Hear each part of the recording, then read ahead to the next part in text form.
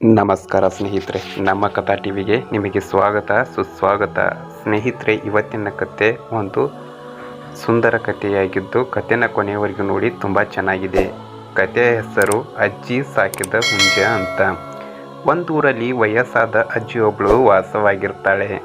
ಅವಳು ತನ್ನ ಮನೆಯ ಕೆಲಸಕ್ಕಾಗಿ ಇಬ್ಬರು ಹೆಣ್ಣು ಮಕ್ಕಳನ್ನು ಇಟ್ಕೊಳ್ಳುವುದಲ್ಲದೆ ಜೊತೆಗೆ ಒಂದು ಹುಂಜನ ಸಾಕೊಂಡಿರ್ತಾಳೆ. ಪ್ರತಿದಿನ ಬೆಳಿಗ್ಗೆ ಆ ಹುಂಜ ಸರಿಯಾಗಿ 5 ಗಂಟೆಗೆ ಜೋರಾಗಿ ಕೂಗುತ್ತಿತ್ತು.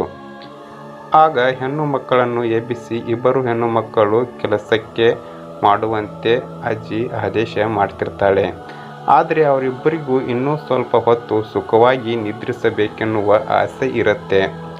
ಅಜ್ಜಿ ಅದಕ್ಕೆಲ್ಲ ಅವಕಾಶ ಕೊಡುತ್ತಿರಲಿಲ್ಲ. ಹೀಗಾಗಿ ಆ ಹೆಣ್ಣು ಮಕ್ಕಳು ವಿಪರೀತ ಬೇಸರ ಪಟ್ಕೊಂಡಿರ್ತಾರೆ. ಒಮ್ಮೆ ಅವರಿಗೆ ಹುಂಜವನ್ನು ಬೆಳಿಗ್ಗೆ ಕೂಗುವುದರಿಂದ ತಾನೇ ಅಜ್ಜಿ ನಮ್ಮನ್ನು ಎಬ್ಬಿಸು, ಕೆಲಸ ಮಾಡಲು ಹೇಳುವುದು ಹುಂಜವೇ ಇಲ್ಲದಿದ್ದರೆ ಆಗ ಅಜ್ಜಿ ನಮ್ಮನ್ನು ಎಷ್ಟು ಮುಂಚೆ ಎಬ್ಬಿಸಲು ಸಾಧ್ಯವಾಗುವುದಿಲ್ಲ ಎಂಬ ಯೋಚನೆ ಅವರಲ್ಲಿ ಬರುತ್ತೆ. ಕೂಡಲೇ ಅವರಿಬ್ಬರು ಸೇರಿಕೊಂಡು ಅಜ್ಜಿಗೆ ತಿಳಿಯದಂತೆ ಹುಂಜವನ್ನು ದೂರ ತೆಗೆದು ಹೋಗಿ ಸಾಯಿಸಿಬಿಡ್ತಾರೆ. ಇಬ್ಬರು ಮನೆಗೆ ಬಂದವರೇ ಇನ್ನು ಮುಂದೆ ನಾವಿಬ್ಬರು ಸುಖವಾಗಿ ನಿದ್ರೆ ಮಾಡಿ ನಿಧಾನವಾಗಿ ಏಳಬಹುದಲ್ಲ ಎಂಬ ಲೆಕ್ಕಾಚಾರ ಹಾಕುತ್ತಾ ಅಜ್ಜಿಗೆ ಹುಂಜದ ಬಗ್ಗೆ ಯಾವುದೇ ರೀತಿಯ ಅನುಮಾನ ಬಾರದಂತೆ ಆ ರಾತ್ರಿ ನೆಮ್ಮದಿಯಿಂದ ನಿದ್ರಿಸ್ತಾರೆ. ಆದರೆ ಆ ರಾತ್ರಿ ಅವರು ತಾವೇ ನಿಲ್ಲಿಸಿದಂತೆ ಸುಖವಾಗಿ ನಿದ್ರಿಸಲು ಸಾಧ್ಯವಾಗಲಿಲ್ಲ. ಯಾಕೆಂದರೆ ಅವರು ನೆಮ್ಮದಿ ಮತ್ತಷ್ಟು ಹಾಳಾಗಿರುತ್ತೆ.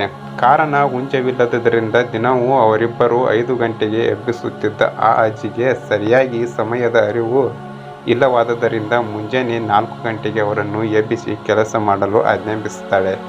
ಆಗ ಅವರಿಗೆ ಇನ್ನೂ ಹೆಚ್ಚು ಬೇಸರವಾಗಿ ತಾವು ಅನ್ಯಾಯವಾಗಿ ಹುಂಜವನ್ನು ಕೊಂದು ಹಾಕಿದ್ದೀವಿ ಎಂಬ ತಪ್ಪಿನ ಅರಿವಾಗುತ್ತೆ. ಆದ್ರೇನು ಕಾಲ ಮಿಂಚಿ ಹೋಗಿತ್ತಲ್ಲ.